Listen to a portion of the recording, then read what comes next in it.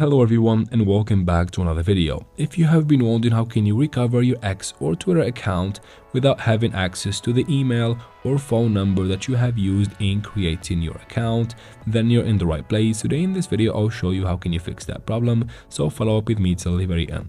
Now usually to recover your password you would open your X app or Twitter app and tap on forgot password in the bottom left corner of the screen right here.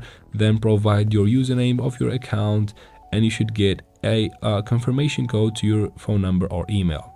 But since you have no access to those, follow up with me. Go ahead and open your browser and go to this website, help.twitter.com. It should look like this. Now in the search box right here, simply search for recover. You should get lots of results. Usually you should choose the second one that says how to reset a lost or forgotten password. And then from here tap on the result that pops up. It is the first one or this link right here.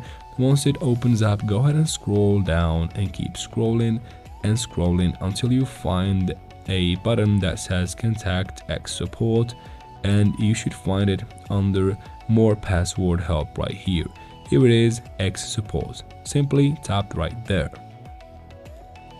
And then from here, leave the box as it is, the first one. The second one, go ahead and select I forgot my password. From here, choose the mean that you used in creating your account. I'm gonna choose email for this video, so tap on email, scroll down a little bit, and then make sure this is the correct username of your account. Right under it, reset the email to a newer email that you have access to, because this is where the Twitter support team will message you in if they respond, or once they respond, because of course they will. And then from here, describe your problem and tell them that you want to recover your Twitter account without having access to your phone number or email, and they should get back to you in that email that you have provided in a short amount of time.